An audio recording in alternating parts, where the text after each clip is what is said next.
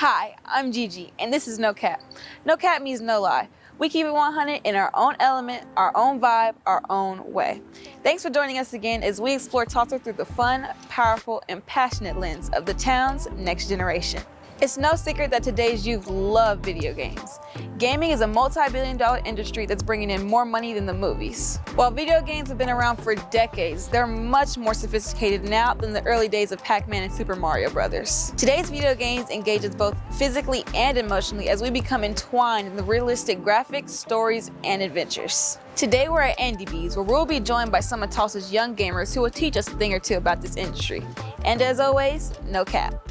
This gaming, this society, this community. A world that exists for real, but not real, but it's really real. A virtual space where the imagination meets reality and one can escape for hours into a realm of competition, outer space galaxies, different atmospheres, solar systems, countries, stories, the past, the present, the future. You can be whoever you want, whenever you want to be. To be a gamer. We slid to the arcade to meet a few young gamers who introduce us to their world. Hi, I am Aspen Suarez. I have been gaming for probably about 5 or 6 years now. The one that I stick with for a couple months now is Samurai 99. At first, when I was thinking of something, I was thinking of Samurai Jack. And then I was like, oh, what would be a good number? Because you have to have numbers in the gaming tag. So I just picked 99 for some reason, because apparently I imagined Samurai Jack being 99 years old. My name is Joseph Grace. I've been playing video games for around 10 years, and some of the games that I enjoy playing is Storm 4 and Shinobi Striker. I have like a couple of different names, for example, like Storm 4 and Shinobi Striker. I download those apps off Steam, and my name on them applications are 3 times Glizzy. My name is Richie. I've been gaming for about 98 years now. I go by Pigeon Maker or just Pigeon. The names that I come up with, my YouTube name is Pigeon Witch, and I just put 2 words together that sound similar. My name is Azariah Robertson. I've been gaming for 5 or 6 years. I was raised up around games. The gaming tag is AzzyBoy225. What is it that you enjoy about gaming? What is it that you love about gaming? One thing that I love about gaming is, especially now, technology is so cool that you could have different people from everywhere be on the same game, and it's just a community, and they'll always be with you. And especially now that all these social media's out, you get to see people's creation in games, you get to see people's thoughts, you get to see people's gameplay. The things I like about gaming is I like the fact that they're not forcing you to do something, and you can stop whenever you want, and you can also meet tons of more people online. I like the community about gaming, since there's so many different people that you can meet than just in your own state or city.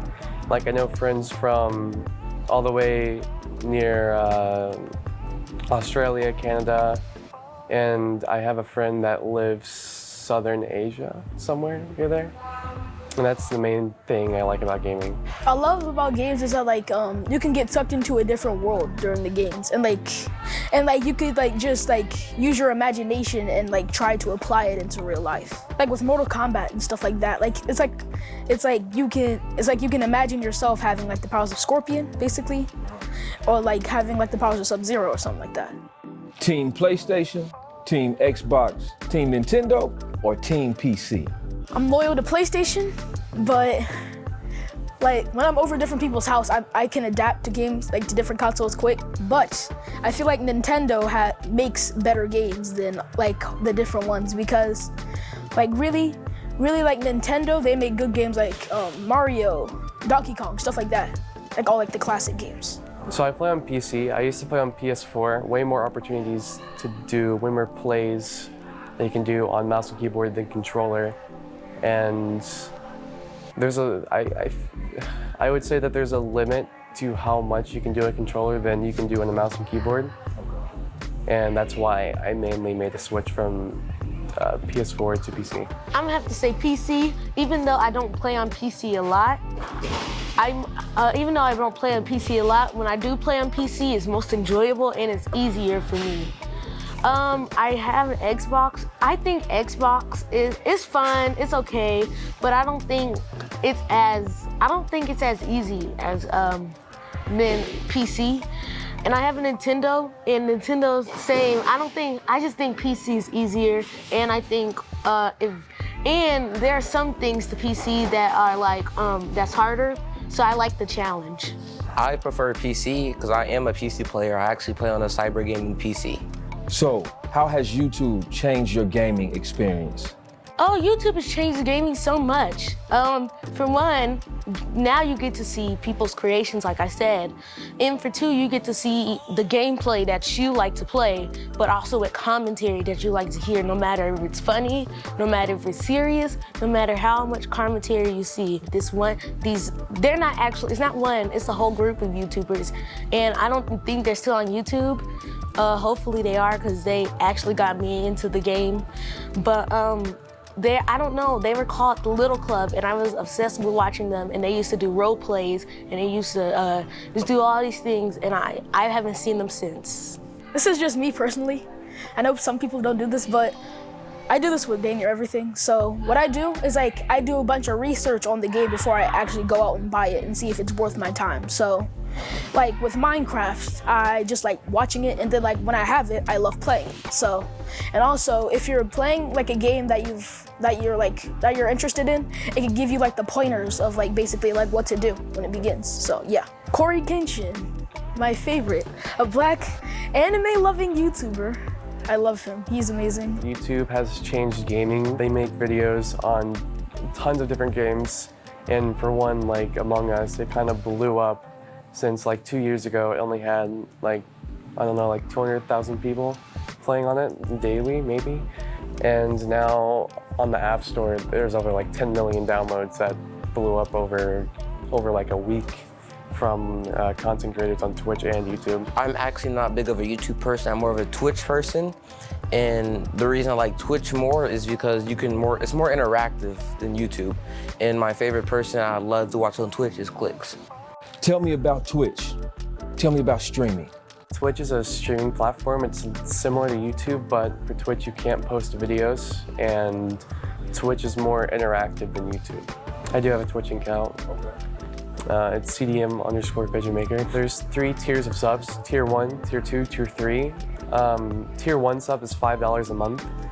Tier 2 is 10, and Tier 3 is 25. So if you subscribe to me on Twitch with $5 or more, you can get emotes, and some streamers turn on sub-only chat to where only subs can chat. I get half of the revenue from subs, and I get full revenue from bits. And what bits are, you can pay bits, or you can buy bits for about $3.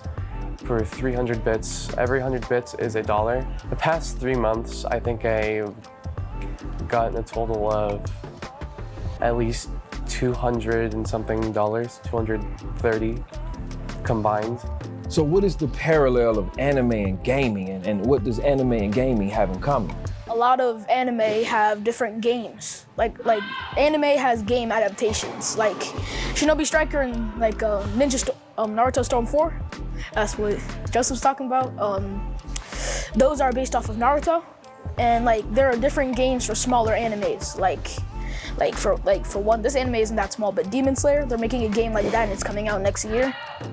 And like My Hero Academia, they made a game like that, and they made a game like JoJo's Bizarre Adventure, which is one of my favorites. At first, I was about to say I don't know, but then I remembered that there are some games, like I know that My Hero Academia I don't know if it just came out or it came out a while back, but I know My Hero Academia has games, and I know there are anime fighting games like Jump Force, and now they're starting to be like games for like Avatar now. So there's games about anime, and there's games that are like anime, that are like roleplay or MMOs, like Genshin Impact, that have like a storyline behind it and kind of have the same graphics as anime and the same same types of plot, kind of. That's the really only thing I see similarities to gaming and anime, because there is also gaming anime and just regular anime. The future is about games. Games are about the future, about the imagination and creativity. The question was, where do you see the future of games going? VR and kind of like not VR, but it's kind of like a monocle, but it's like you can see through. Like, and like the world, it would be kind of like a visor, but like it could be like imaginary basically. Like a monocle is like a glasses, but just with one lens. Like basically like glasses, but it's like glasses, but it's not as bulky as a VR. Basically a VR, but not as bulky. Technically, this VR is already a thing, but I also do think I see the future being VR, where you can actually play interactively with your hands and your body motion. And I think that's gonna go a far way, especially since they're now making like games like Minecraft and Roblox all VR and stuff. The future of games, I don't think it would really change. The only thing that has a factor into what games most people play are content creators on YouTube that have a big impact. They have a big impact in what games people play, like sponsorships and just normal videos that they post. I see the future of games going as pretty much, in the future, it's more cyber battles instead of world population and fighting and civil wars and stuff like that. I more think of it like people are gonna be starting fighting online. They're gonna have robots and stuff to fight each other. Cyber wars saying like two people fighting over like something, or like during wars, people hacking the other enemies' facilities pretty much to get their ideas and where points they're trying to capture as well. So this is your city, this is your town. What do you love about Tulsa? What I love about Tulsa, so I used to live in Houston, everything's like 2 hours away. My friends were like 4 hours away, and now they're only 50 minutes away with living in Tulsa.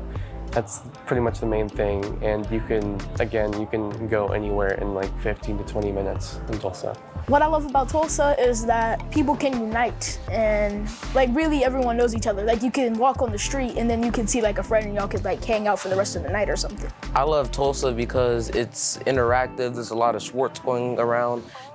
You can pretty much do anything in Tulsa. You can start from the bottom and go all the way up to the top. Tulsa's come together over times, because I know sometimes in the past we haven't been that together, but I love how now in this generation, we can come together and just unite. The Voice of Gamers is gonna play a big role in the future as gaming culture continues to develop and grow. What we just watched is only level 1. Thank you to our guests for joining us today, and a special thanks to Andy B's and their staff for hosting us today. If you like this video, make sure to hit the like button and press subscribe. But remember to hit all notifications so you don't miss a single video. Again, I'm your host Gigi, and join us every other week here on YouTube for No Cap, the voice of the youth.